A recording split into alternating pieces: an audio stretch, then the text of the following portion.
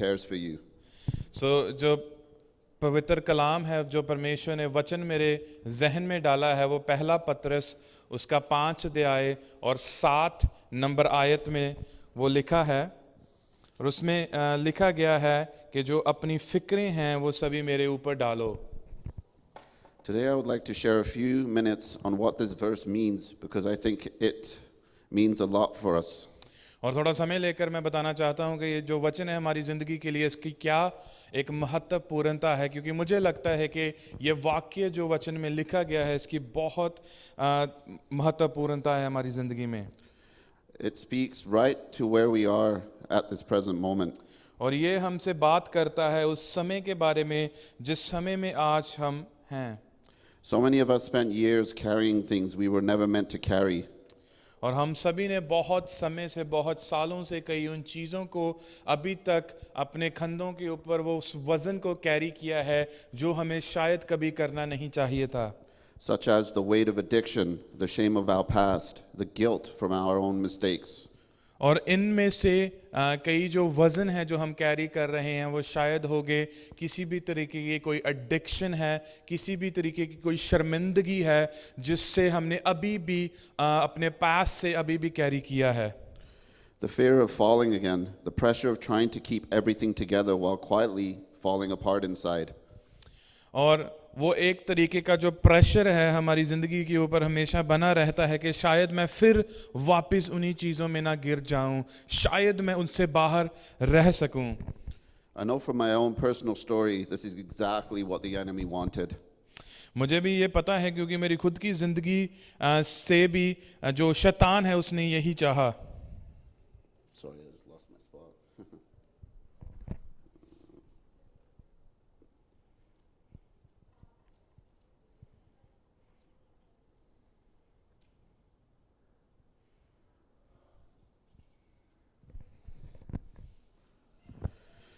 I know from my story that's exactly where the enemy wanted. There was a season in my life where I thought I had to fix myself. I thought if I could just stay strong enough, distract myself enough, or control everything around me, then maybe I'd finally have peace. और मेरी ज़िंदगी में भी कुछ ऐसा हुआ कि शैतान ने पूरा अपना जोर लगाया हुआ था और मुझे लग रहा था कि मैं अगर इससे ऐसा जो मैं कर रहा हूँ, जो यत्न मैं कर रहा हूँ, अगर मैं उससे करता चला जाऊँ तो मैं इन चीज़ों से दूर रह सकता हूँ और शांति जो है मेरी ज़िंदगी का हिस्सा होगी। The harder I tried to carry everything on my own, the heavier it became. और जितना भी मैंने खुद के ऊपर जोर बनाए रखा, जितने भी मैंने खुद से उपाय किए, उतना ही वो ज़्यादा प्रभाव शैतान का बना रहा। Addiction felt like relief for a moment, but when it only added more weight, it never healed anything, it just buried it deeper and deeper. और जो एडिक्शन है वो उस समय थोड़े से समय के लिए जो शांति देती है, पर उसने किसी भी तरीके से कोई भी जो मेरी ज़िंदगी में घाव था उसे फिक्स नहीं किया, उसकी जगह और भी जो गहरा गड्ढा है उसने वो खोद दिया। When I say addiction, it doesn't necessarily have to be drugs or alcohol. It can be food, shopping, gaming, anything. और जो मैं एडिक्शन की बात कर रहा हूँ वो सिर्फ नशे के बारे में नहीं है। एडिक्शन खाने की भी हो सकती है, ज़्यादा पैसा जो शॉपिंग के ऊपर बर्बाद करते हैं उसकी भी हो सकती है, गेमिंग की भी हो सकती है, जो सारा समय कंप्यूटर के आगे बैठकर गेम खेलते हैं। What changed my life wasn't that he demanded perfection from me, it was that he invited surrender. और जो जिस वाक्य ने, जिस चीज़ ने मेरी ज़िंदगी बदल दी वो ये नहीं थी कि परमेश्वर ने मुझसे चाहा कि मैं बिल्कुल परफेक्ट हो जाऊं, पर परमेश्वर ने चाहा कि मैं सब कुछ उसके ऊपर छोड़ दूं। The verse doesn't state carry your anxiety better, it says cast it, throw it onto him. जो वचन में जो लिखा है वो ऐसा नहीं लिखा कि जो आपका वजन है, जो आपकी एंजाइटी है, जो प्रेशर है उसे अच्छे तरीके से कैरी करो। वहाँ पर साफ लिखा है कि जो आपकी एंजाइटी है, जो आपका प्रेशर है, उसे परमेश्वर के ऊपर फेंक दो। Release it, let it go. That means the things that keep us up at night, the thoughts we wrestle with, the regrets we replay. तो उसका मतलब है कि जो आपके पास है, जो आपका प्रेशर है, उसे छोड़ दीजिए, उसे जाने दीजिए। वो प्रेशर जो आपको रात को सोने नहीं देता। The fear of even worrying about what's next and tomorrow, Jesus is saying, give it all to me. और ये भी डर रहता है कि कल को क्या होगा, पर परमेश्वर यीशु कहता है कि सब कुछ मेरे ऊपर डाल दो। And the reason we can do that is because Jesus cares for us, that he died for us all. और हम ये ऐसा इसलिए कर सकते हैं क्योंकि प्रभु हमारा हमसे प्रेम करता है, हमारी फिक्र करता है, और हम अपनी फिक्रों को उसके ऊपर छोड़ सकते हैं। That's what makes this personal. This isn't just a command, it's an invitation from God's love and affection for us.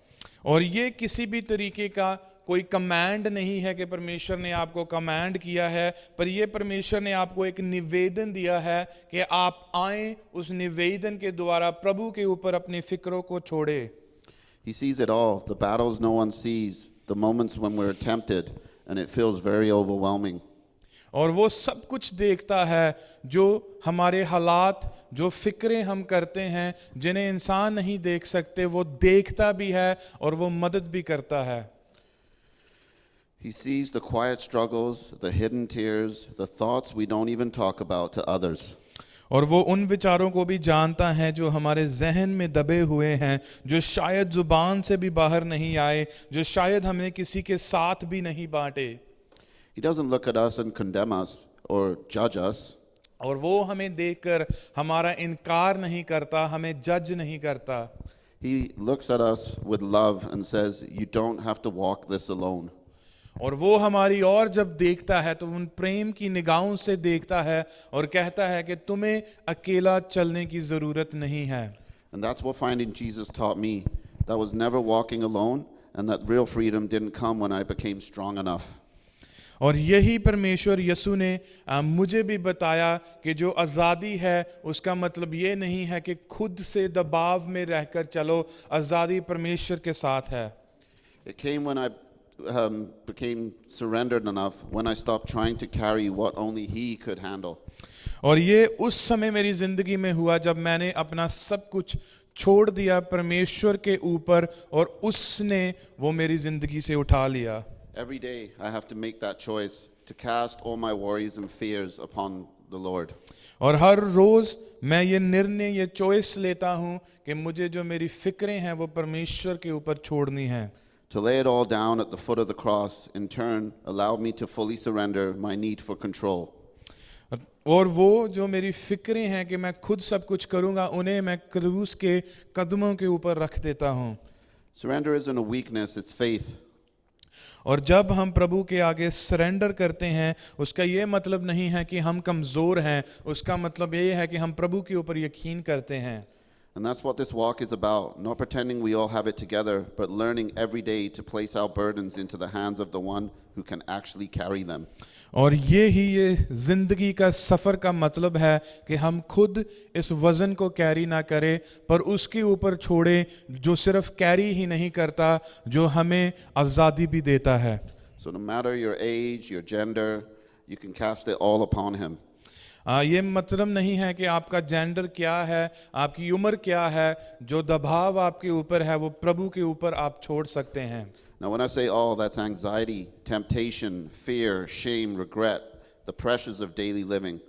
और जब मैं इन वाक्यों के बारे में बात करता हूँ, ये प्रेशर जो है, एंजाइटी है, जो किसी भी तरीके का डर है, जो ये पता नहीं है कि कल को क्या होगा, वो सब चीज़ें। Because the same strength that carried the cross is more than capable to carry what's weighing on your heart right now. क्योंकि वो सामर्थ जिसने उस क्रूस को उठाया, उसमें अभी भी वो सामर्थ है कि वो आपकी जिंदगी के दबाव को उठा सकता है। And it's simple. The beautiful truth is he adores you enough. All you need to do is pray, connect, and read the message. ये बहुत आसानी और सिंपल सी बात है कि प्रभु आपको बहुत प्रेम करता है, बहुत निहारता है। आपको जो करना है वो परमेश्वर के साथ समय व्यतीत करना है, दुआ करनी है और उसके कलाम को पढ़ना है। Thank you, and you're never walking alone. और आप सभी का शुक्रिया है, और आप कभी भी अकेले नहीं चल रहे। आमीन।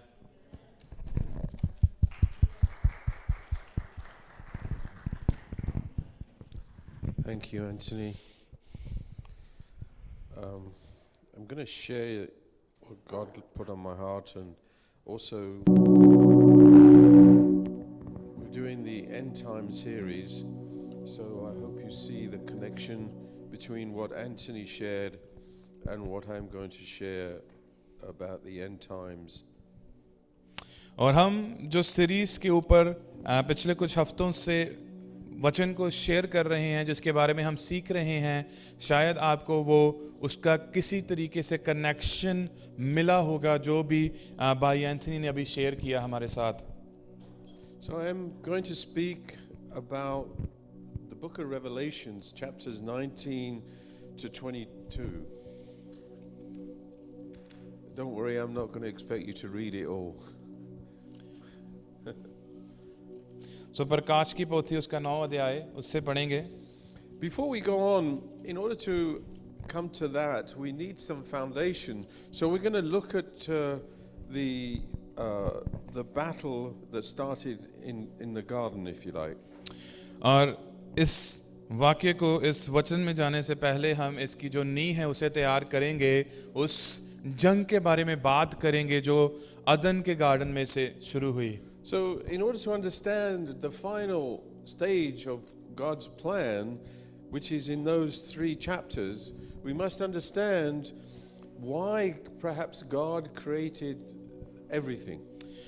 इस वाक्य को समझने से पहले कि जो अंत में क्या होगा और किन स्थितियों से हम जाएंगे, उससे पहले हमें ये जानना बहुत ज़रूरी है कि ये शुरुआत जो परमेश्वर ने की उसका क्या कारण है.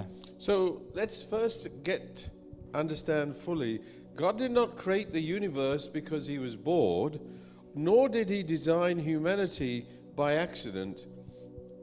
और परमेश्वर ने ये दुनिया की रचना इसलिए नहीं की कि उसके पास कुछ और नहीं था, कि वो शायद बोर हो चुका था. He created everything with a distinct, beautiful purpose. The purpose was an unbroken face-to-face relationship with mankind. और जब परमेश्वर ने सृष्टि की रचना की तो उसने सिर्फ एक अध्याय के ऊपर शुरुआत की ताकि जो रिश्ता है वो परमेश्वर के साथ फेस टू फेस इंसान रख सके. When he created man, he gave him a beautiful gift, the gift of free will. और जब परमेश्वर ने इंसान को बनाया तो उसने इंसान को एक बहुत सुंदर तोहफा भी दिया जो था एक फ्री विल, एक फ्री इच्छा. He could have made man and just said, okay, you're there to praise me and do everything I tell you without even thinking, but he gave man the ability of choice. अगर परमेश्वर चाहता तो इंसान को इस तरीके से बना सकता था और उसे बता सकता था कि अब मैंने तुम्हें बना दिया है और तुम सिर्फ आराधना करोगे और ये तुम्हारा काम है, पर प्रभु ने ऐसा नहीं किया. So in the middle of the Garden of Eden, God provided choice, but tragedy is man chose independence over intimacy with him. और परमेश्वर ने जब अदन के गार्डन में इंसान को बनाया तो इंसान को एक खुदावन ने एक फ्री विल दी और परमेश्वर ने और इंसान ने उस इच्छा को चुनने से ज़्यादा इंसान ने अपनी जो इंडिपेंडेंस है उसे चुना. इंसान ने उसी समय जो इंटीमेसी है परमेश्वर के साथ उसे ठुकरा दिया. That decision और वो जो निर्णय इंसान ने लिया broke the bond between man and God, shattering our reality and bringing heavy threefold curse into the world. और जब इंसान ने ऐसा किया तो इंसान ने अपना रिश्ता परमेश्वर के साथ जो है वो तोड़ दिया और उसके बाद 3 ऐसी चीजें हुई.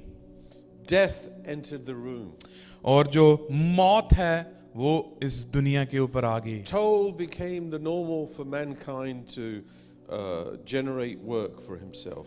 और जो इंसानों ने अपना खुद का काम तैयार करना था उसे बातों में बताना शुरू किया. The ground was cursed. और जो धरती थी वो कर्स हो चुकी थी. How did we get from a broken garden to a beautiful? How do we get from a broken garden to a beautiful future? और beautiful garden to broken future. Yeah. So From broken garden to a beautiful future. So हमने कैसे एक जो टूटा हुआ garden है, जो टूटा हुआ बाग है, उससे हमने कैसे एक बहुत अच्छा भविष्य तय किया. We walk through the battlefield of human history in the book of Revelation. और जब हम रेवलेशन प्रकाश की पोथी को पढ़ते हैं तो हम बहुत सी जंगों के बारे में यहाँ से सीखते हैं. When we read chapters 4 through to 18, the dramatic core of what happens when human independence runs its course on the earth.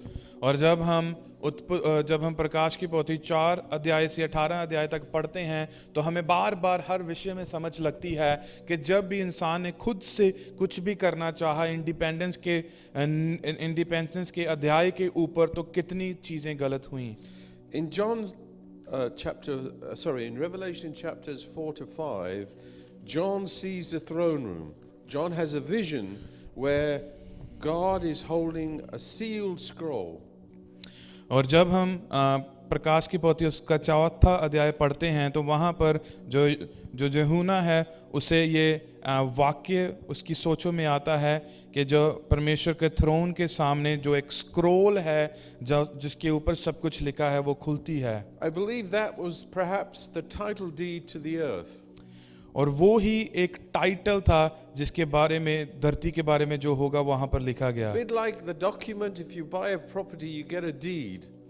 और वो उसी तरीके से होता है जैसे आप अगर जमीन लें तो आपको जमीन के कागज मिलते हैं. Unfortunately, the whole heaven is looking at it and the universe also weeps because no one is found worthy to break the seals and reclaim that deed until the lamb was slain steps forward. So जितनी देर तक भी जो कुछ भी उसमें लिखा है अगर वो पूरा ना किया जाए तो वो दूसरा इंसान उस धरती के ऊपर राज नहीं कर सकता.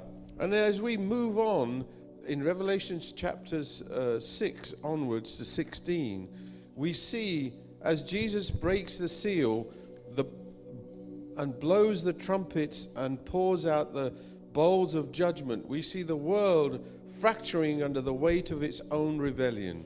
और जब हम उसके अध्याय 6 से आगे पढ़ते हैं तो हम ये देखते हैं कि परमेश्वर यीशु ने जब ये सील को तोड़ दिया तो जो ये धरती है वो खुद ही उसके वजन के ऊपर उस नीचे आ जाती है. We see a terrifying consequences of human choices: war, famine, economic collapse, the rise of the beast, corrupt human systems, false religions that demand absolute worship and oppress God's people. और जो भी वाक्य वहाँ पर होता है कि जो इंसान की इच्छा के अध्याय के ऊपर जो चीज़ें हुई, जंग एक देश के ऊपर जंग शुरू हो गई, अलग अलग तरीके के जो इन्फ्लेशन है वो हो गई और हर एक गलत तरीके का जो शैतान है वो बाहर आया. Then we come to chapters 17 to 18. We see the collapse of Babylon, which is just a name perhaps for the world system. और जब हम 17 अध्याय में पढ़ते हैं तो वहाँ पर हम देखते हैं कि जो बेबीलोन का जो एक राज्य है वो कैसे टूट गया. जो बेबीलोन है वहाँ पर नाम दिया गया है पर वो आज का एक सिस्टम है. So when we read through from 4 to 18, this shows us the world crying out for a rescue. The systems of man have failed.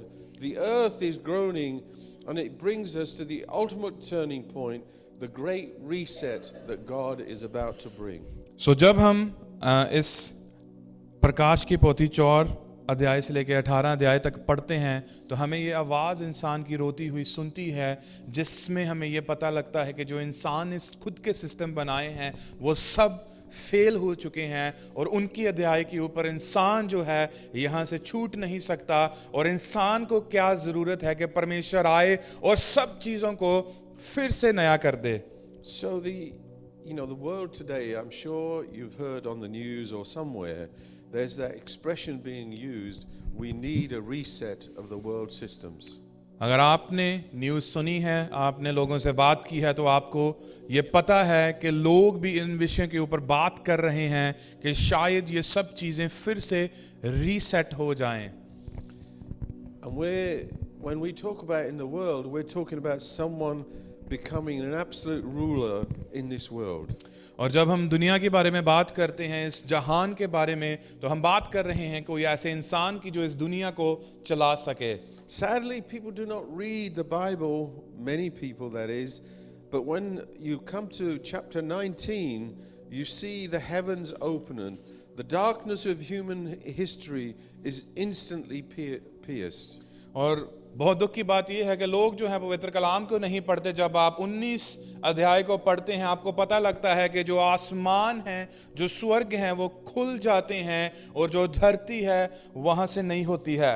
Christ returns back into this world. और परमेश्वर जो है मसीह यीशु वो वापस इस दुनिया में आता है. Not meekly on a donkey as a sacrificial lamb, और वो इस तरीके से नहीं आता कि वो गधे के ऊपर सवार होकर आएगा और वो अपनी बलि देगा, but on a conquering white horse, and his name is faithful and true.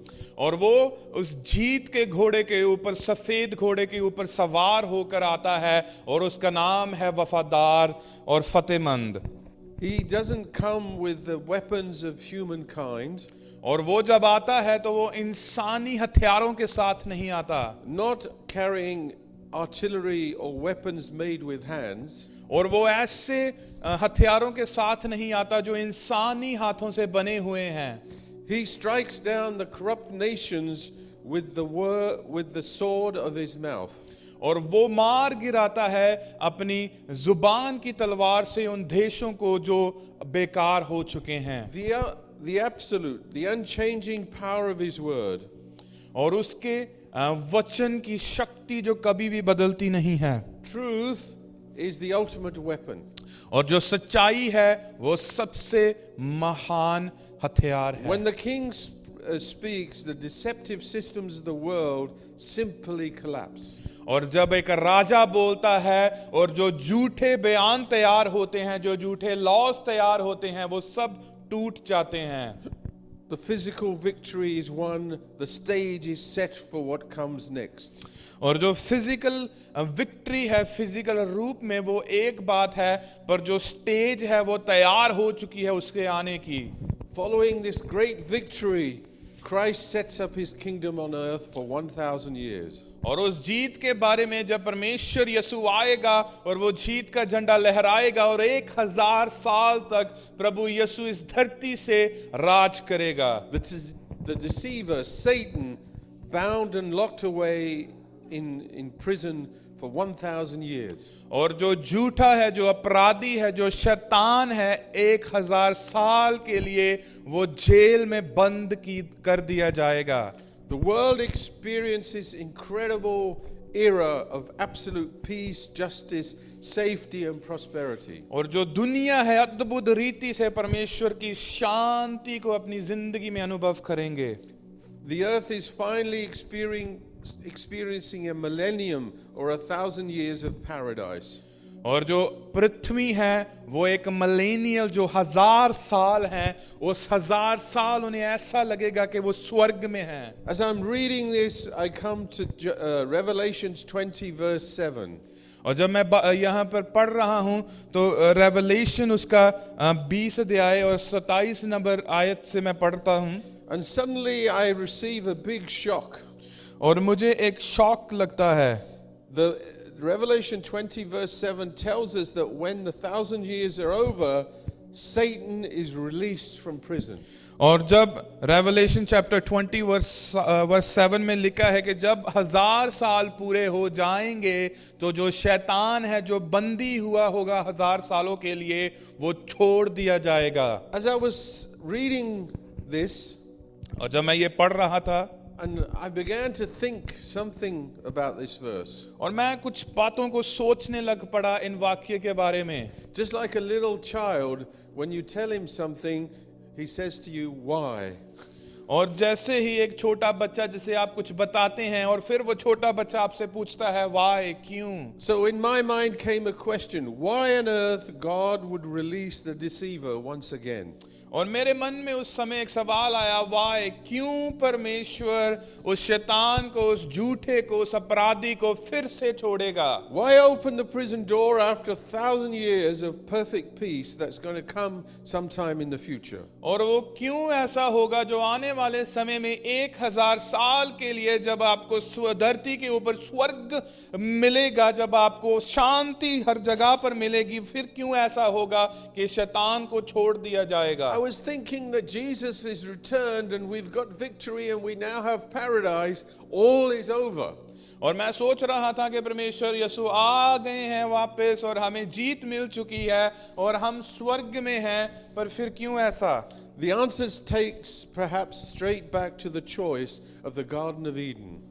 और फिर जो ये जवाब है वो मुझे वापस अदन के बाग में ले जाता है। God allows this because he is looking for a chosen relationship. परमेश्वर ये अलाउ इसलिए करता है क्योंकि वो चाहता है कि हम खुद अपनी चॉइस से वो रिश्ते को मांगें। We love, because we love him, that's why we choose him over anything else. क्योंकि हम उसे प्रेम करते हैं और इसलिए हम उसे चुनते हैं। So he's not looking for a forced compliance because we're afraid of him and he can do everything, but he wants us to make the choice out of love. क्योंकि हम वो ये नहीं चाहता कि हम बंधे हुए हैं और किसी कारण के कारण हमने वो चॉइस ली है, वो चाहता है कि हम अपनी फ्री विल को फ्री तरीके से यूज करें। The millennium proves a profound truth. You can give humanity perfect laws, a perfect environment, a perfect climate, and a perfect visible king on the throne, but if the human heart isn't inwardly transferred, it remains sick.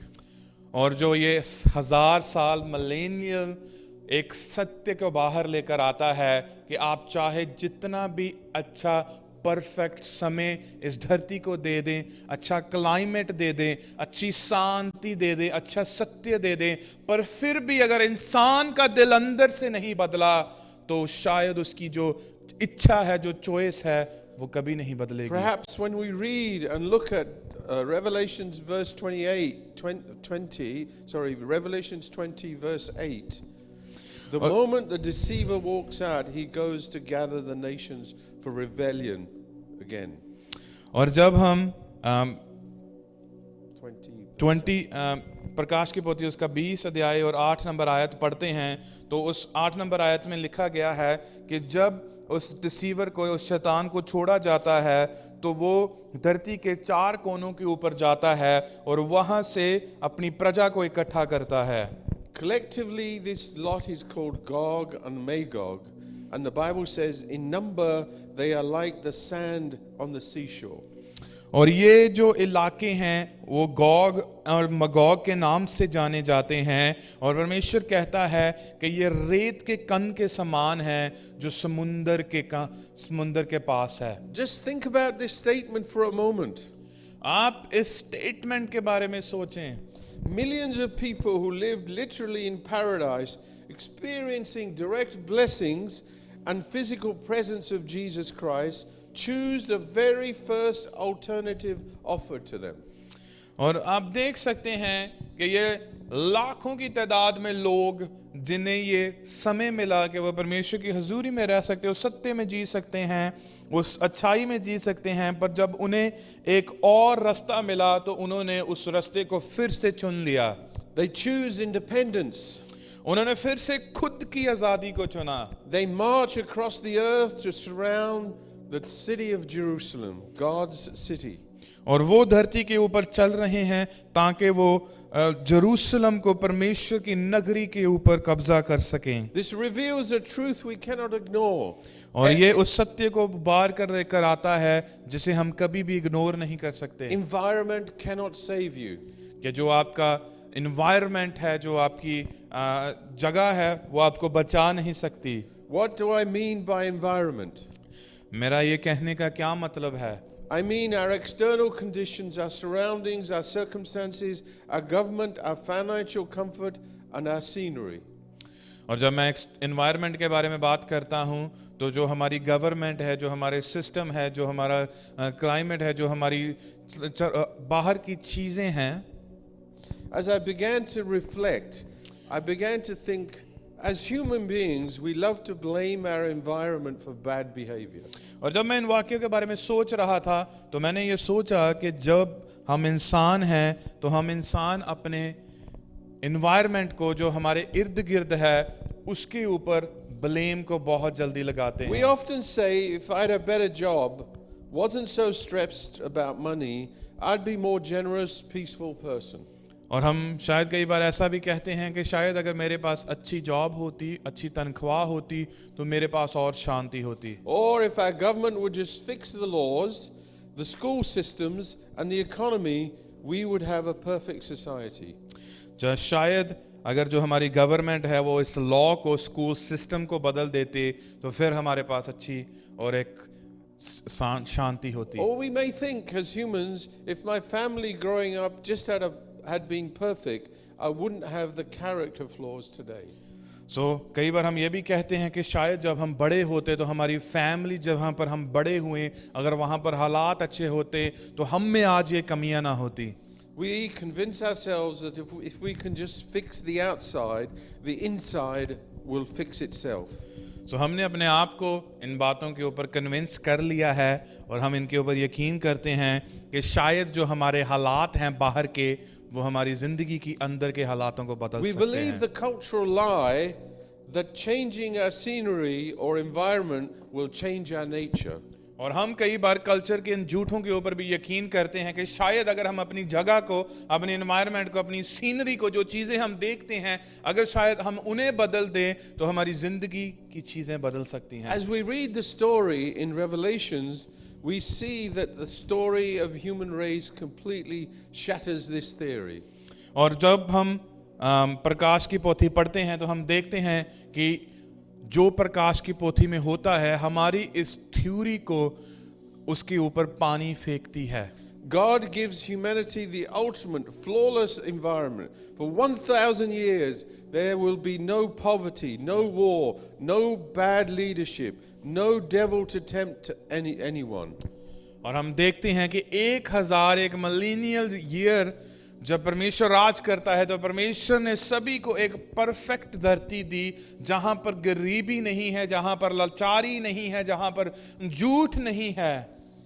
Jesus is visibly ruling from the throne. It literally is paradise on earth. और परमेश्वर वहां से अपने तख्त के ऊपर बैठकर वहां से राज करता है, और जो ये धरती है उस समय स्वर्ग के मानने लगती है. Yet the very second an alternative path is offered, millions choose rebellion.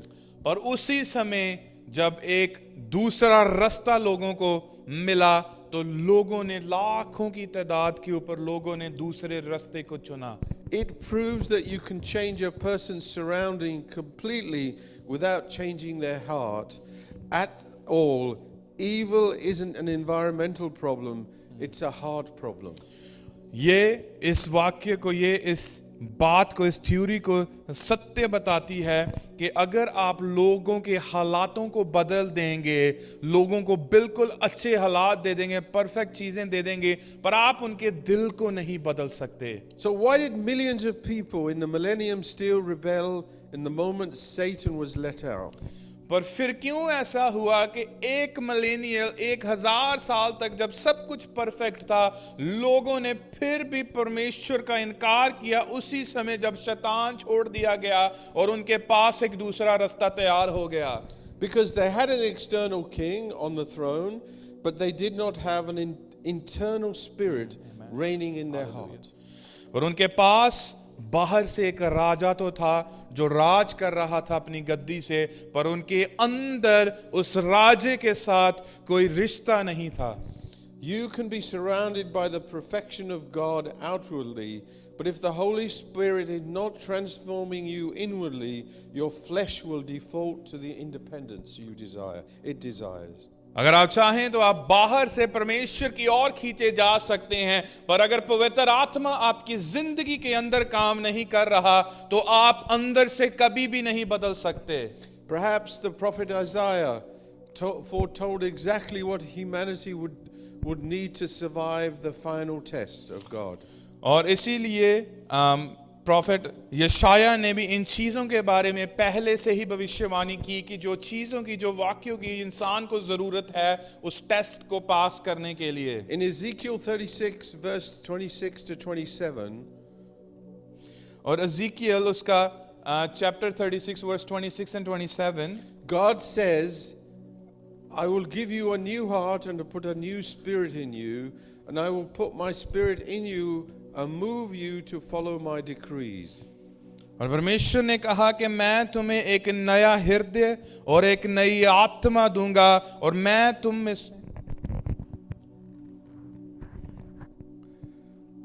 में से उस पत्थर के दिल को निकाल लूंगा और तुम्हें मांस का हृदय दूंगा। The Holy Spirit is the only power in the universe that can cure the human heart of its urge to rebel. और पवित्र आत्मा ही वो शक्ति है इस दुनिया में जो हमारे दिलों को, इंसान के दिलों को, पत्थर के दिलों को मांस के हृदय में बदल सकती है। So he doesn't change our scenery, but he changes our nature. और वो हमारे देखने की सीनरी को चेंज नहीं करती, पर वो हमारे हालातों को, दिल की गहराई को बदलती Our है। nature was corrupted in the garden by the deceiver. और जो एक नेचर है वो शैतान के झूठ के ऊपर उसने सब कुछ उस गार्डन में तोड़ दिया। When we look at the massive crowd marching to rebel against Jesus, we naturally shake our heads in disgust. और जब हम देखते हैं कि हजारों की तादाद में वो लोग हैं जो परमेश्वर का इनकार करते हैं और उसके खिलाफ खड़े होकर चलते हैं, तो हम अपने सिरों को हमेशा घुमाते हैं। We may think, what kind of people are they? फिर हम हमेशा ये सोचेंगे कि वो कैसे लोग हैं। How blind are they to choose the wrong path after seeing perfection face to face? और फिर हम देखते हैं कि वो कैसे अंधे लोग हैं जिन्होंने सब परफेक्ट चीजों को देखा और फिर भी इम्परफेक्शन को चुना। I was thinking the same thing. और मैं भी इसी चीज के ऊपर सोच रहा था। Then suddenly in my heart I felt resist the urge to look down on those people. और फिर मेरे दिल में ये बात आई, इच्छा है कि मैं उन लोगों की ओर देखूं। Instead, let's look in the mirror. कि मैं उन लोगों की, मेरे दिल में ये आया कि मैं उन लोगों को ना देखूं, पर मैं आईने में अपने आप को देखूं। Let's consider for a moment, where are we right now?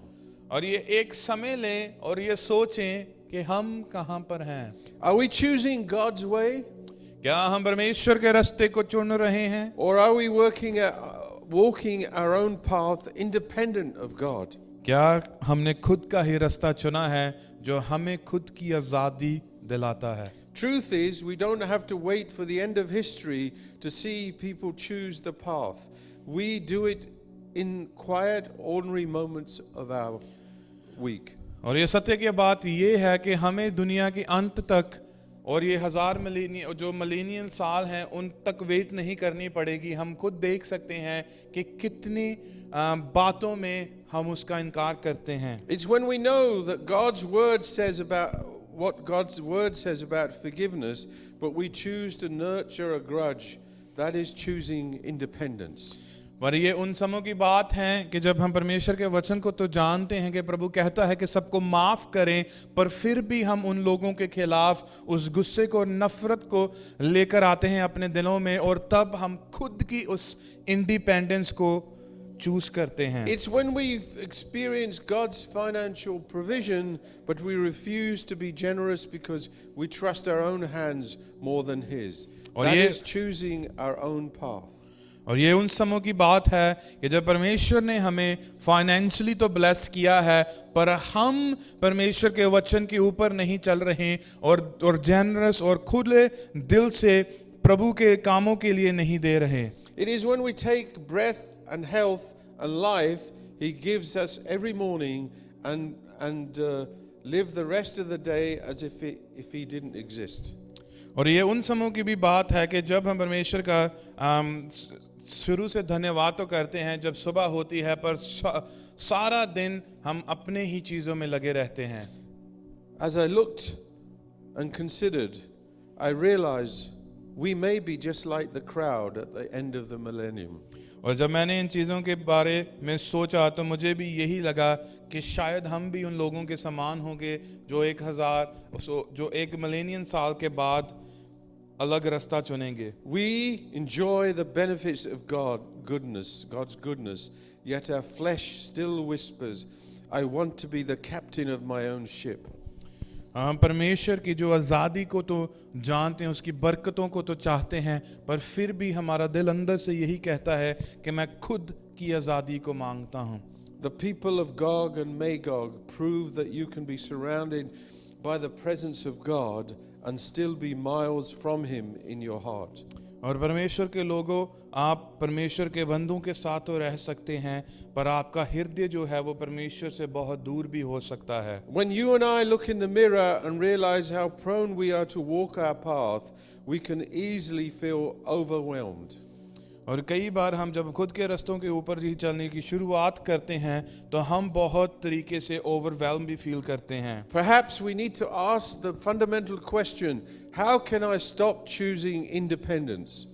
पर फिर भी हमें खुद से ये सवाल पूछना पड़ेगा कि हम खुद की आज़ादी को कैसे चुनना बंद कर सकते हैं। Let me give you some good news.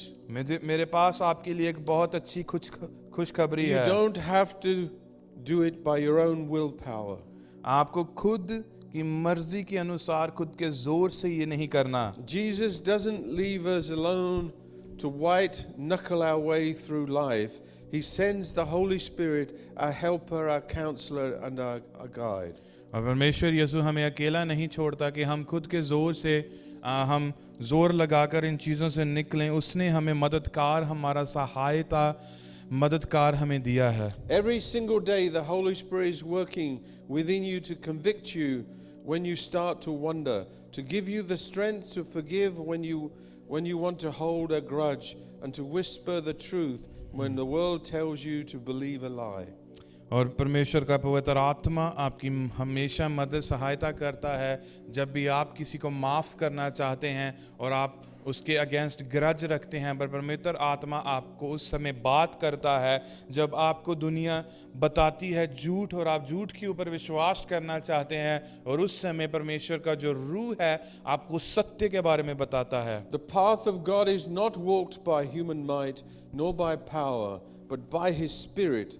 So says Zechariah chapter 4 verse 6. और परमेश्वर के जो रास्ते हैं वो खुद इंसानी जोर से नहीं चले जा सकते, वो परमेश्वर के रूह के द्वारा हम उसके रास्तों के ऊपर चल सकते हैं। और ये आपको ज़करिया 4 अध्याय और 6 नंबर आयत में मिलेगा। So the question isn't just what they chose in the millennium then, it's what you are allowing the Holy Spirit to choose through you right this moment. और ये सवाल ये नहीं है कि उन लोगों ने उस मिलेनियन सालों के बाद क्या रास्ता चुना, सवाल ये है कि आज आप जहां पर जिस भी परिस्थिति में हैं आप क्या चुन रहे हैं पवित्र आत्मा की सहायता से। What you choose will perhaps determine where you will spend eternity. और जो आप आज चुनेंगे, जिन चीज़ों की आप चॉइस करेंगे, वो आपकी इटर्निटी के बारे में बताएगी कि आपकी इटर्निटी कहाँ पर आप The spend people of the करेंगे। millennium who rebel against God will have lost their opportunity to be with Him forever. और जो मिलेनियन सालों के बाद जो लोग हैं जिन्होंने परमेश्वर के रास्ते को नहीं चुना पर शैतान के रास्ते को चुना, वो अपने समय को गवा देंगे उसके साथ जो वो सदा तक बिता सकते थे। This morning, examine ourselves. Each of us need to examine ourselves. Where do we stand? Are we choosing the path of God or the path of independence and the path of the deceiver? आज हम जहाँ कहीं भी हैं हमें इन चीज़ों के बारे में सोचना है। क्या हम खुद की आज़ादी के ऊपर सोच रहे हैं? क्या हम खुद की आज़ादी चाहते हैं? क्या हम परमेश्वर के वचनों के ऊपर चलना चाहते हैं? Once all the smoke clears from the final rebellion, the stage of human history is stripped away entirely. In John in Revelation, John 20:11, John writes these words.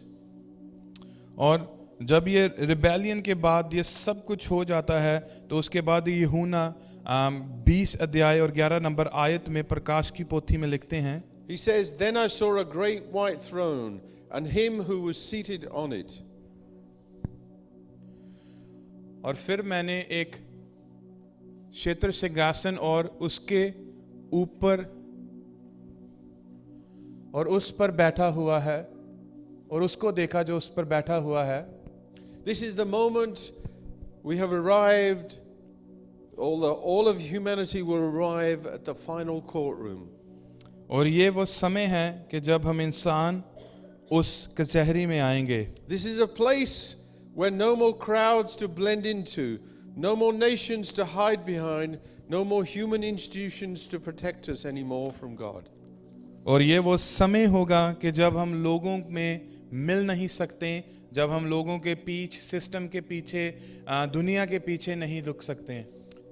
Every single person who has ever lived will stand before this throne, held truly accountable for their deeds.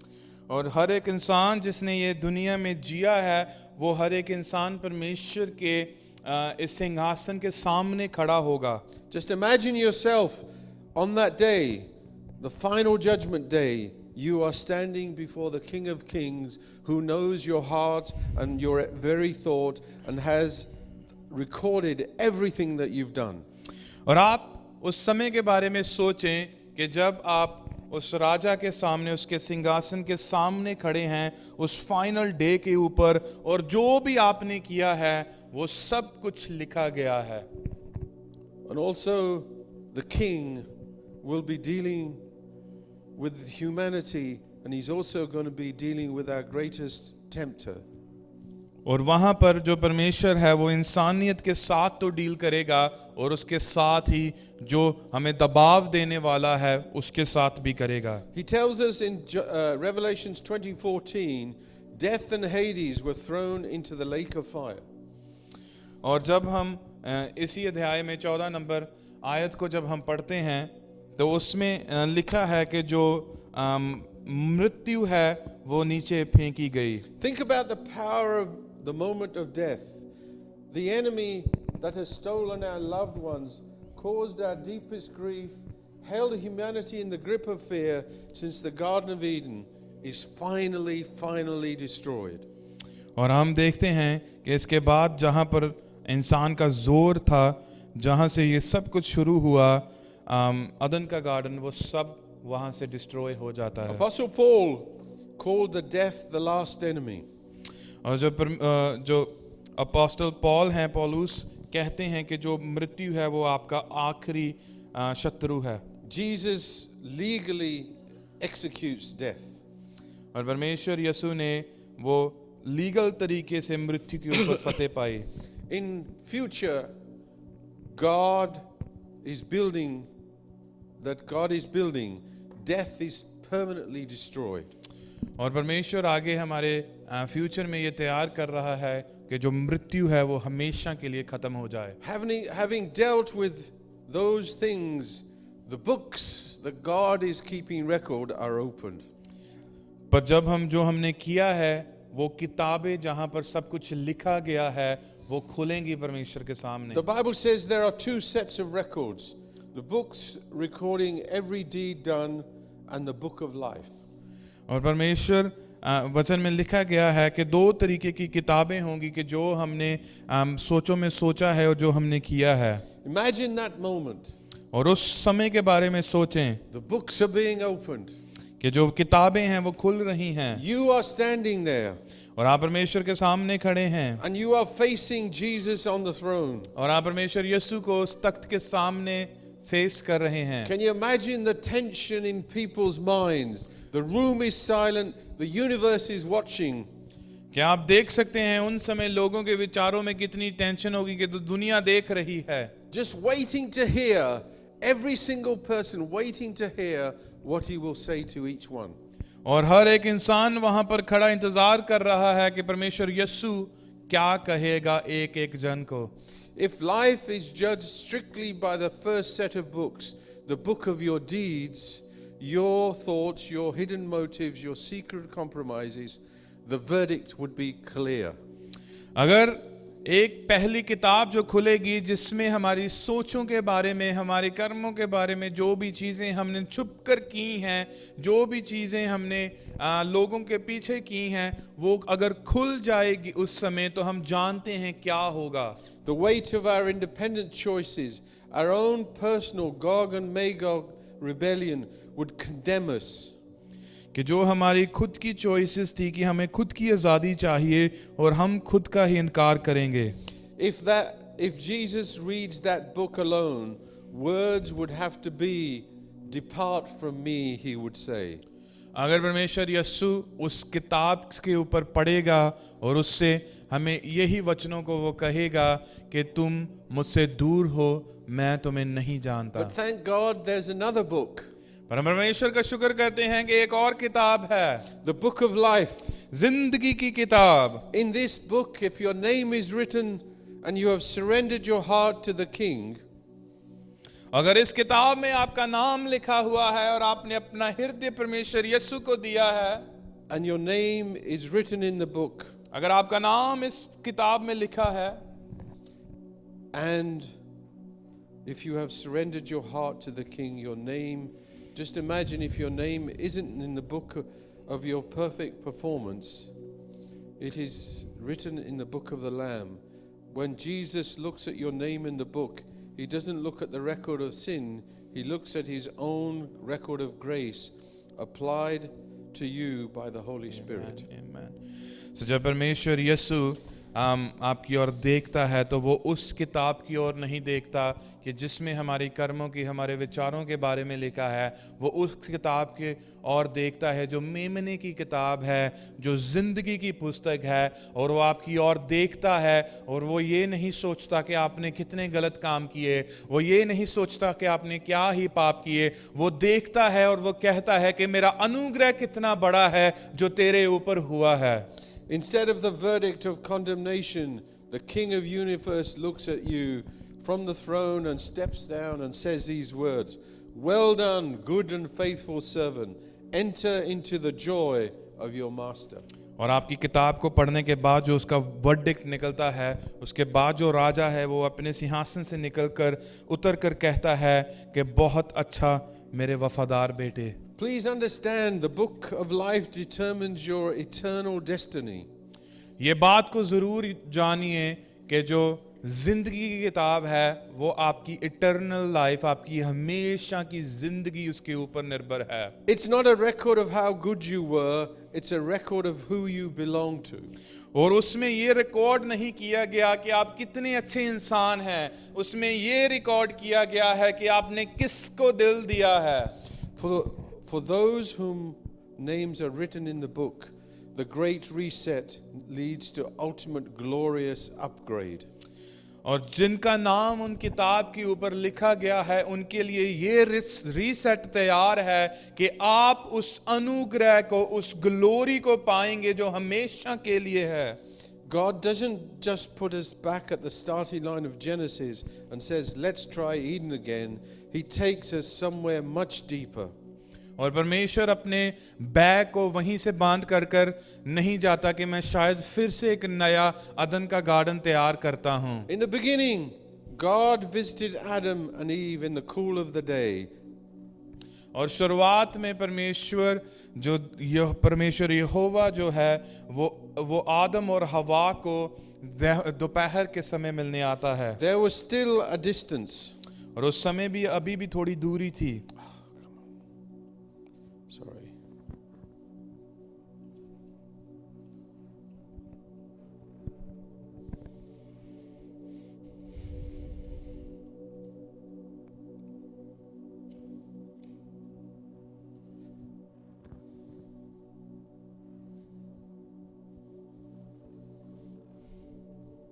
Just 1 second.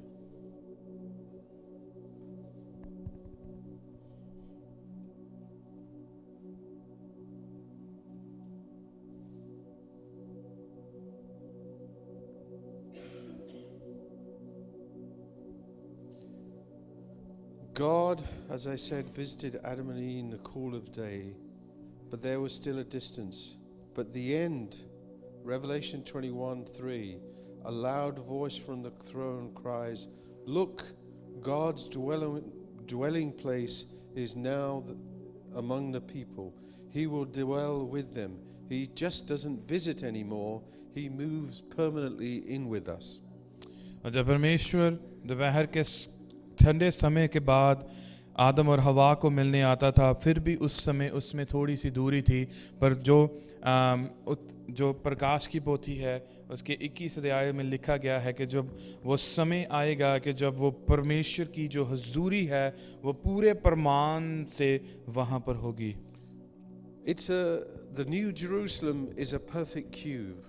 और जो एक नया Jerusalem है वो एक perfect तरीके का cube है। To a Jewish reader, this was an incredible revelation. और जो यहूदी है जब वो पढ़ते हैं तो उनके लिए बहुत बड़ा प्रकाश का बात है। The only cube in the Old Testament was the Holy of Holies inside the temple, the place where God's raw presence lived behind a thick curtain. और जो पुराने नेम में एक ही क्यूब था जिसे प्लेस ऑफ होली बोला जाता था। It was restricted only to one man. It was a restricted entry given the right to only one man once a year.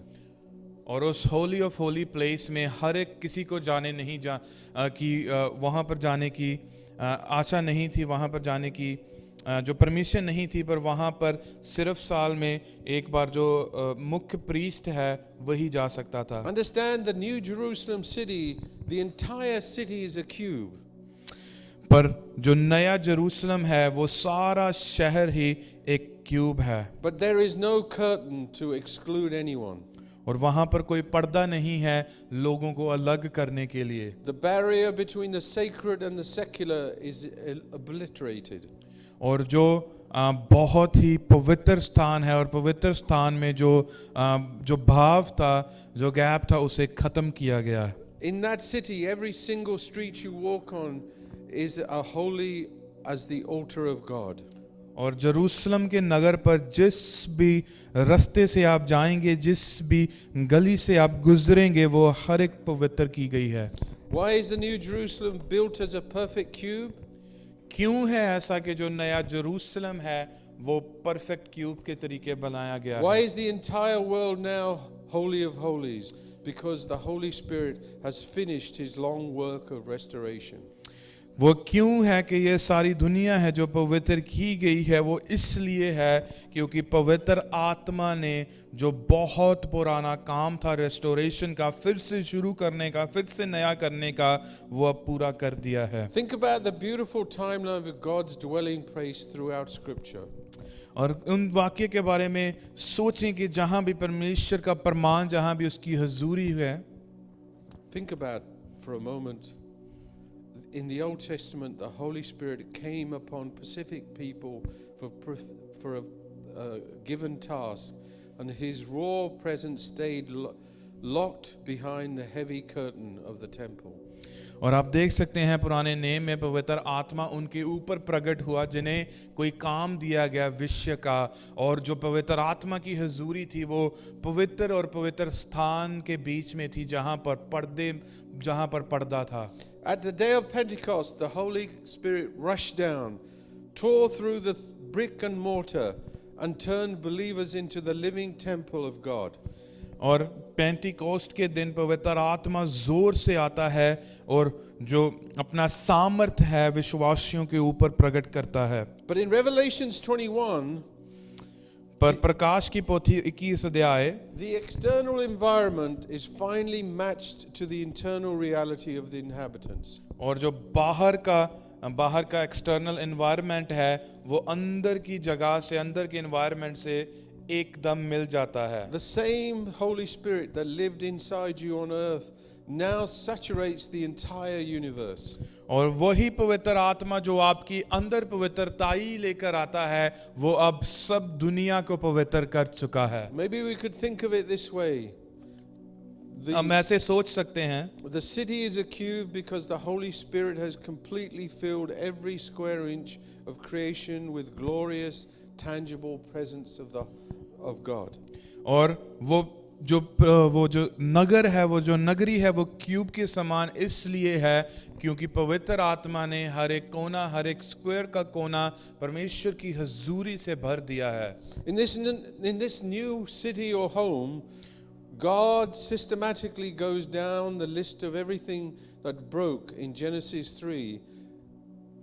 और इस नगर, इस नए शहर में परमेश्वर जब आता है तो वो एक सिस्टमैटिक ऑर्डर के तरीके से उन बातों के ऊपर जाता है जो चीजें उत्पत्ति 3 अध्याय में टूटी थी. So Genesis 21 shows us the complete reversal of ancient threefold curse.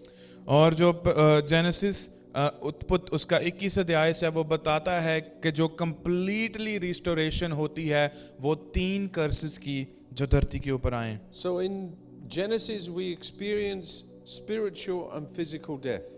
और जब हम उत्पत्ति में हमने देखा तो हमने एक फिजिकल और एक आत्मिक रीति से मृत्यु को देखा. In Revelations 21:4 it says there will be no death or mourning or crying or pain.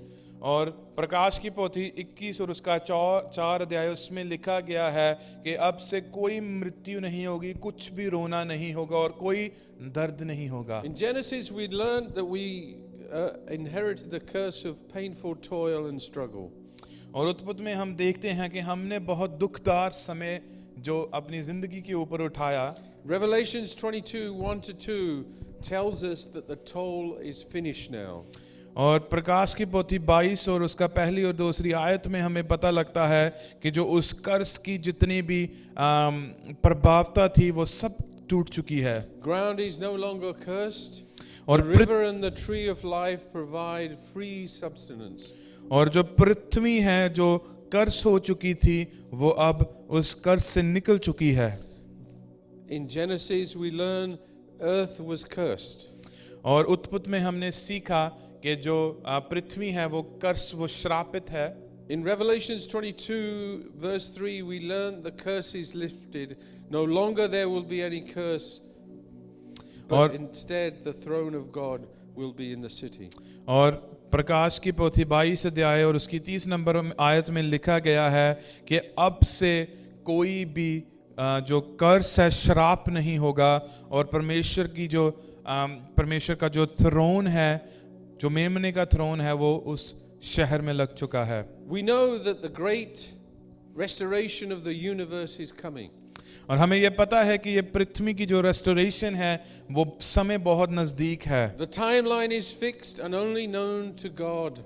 वो समय जो है वो फिक्स्ड है, वो सिर्फ परमेश्वर जानता है. The courtroom where we will all stand is built and the king is already on the march.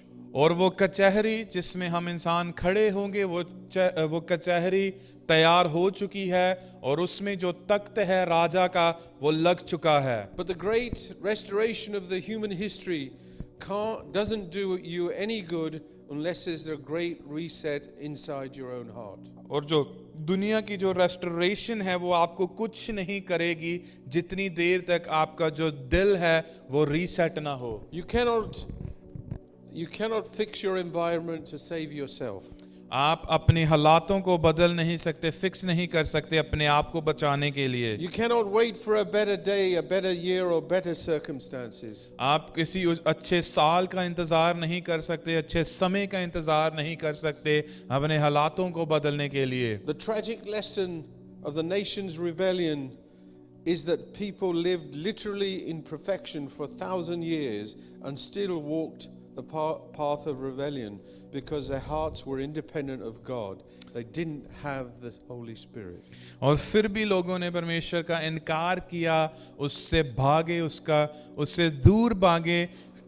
उनके पास 1000 साल था जब उन्होंने सब कुछ परफेक्ट देखा, फिर भी उन्होंने प्रभु का इनकार किया. As I come to the end of my message, और जब मैं अपने मैसेज के अंत पे आता हूँ, I would like everyone to bow their head and close their eyes. मैं चाहता हूँ कि सभी अपने सिरों को झुकाएं, अपनी आंखों को बंद करें. Please, no one looking around. और कोई भी इधर उधर ना देखे, ये मेरी आपसे दरख्वास्त है. I feel led to give 2 invitations because there are 2 separate sets of people here.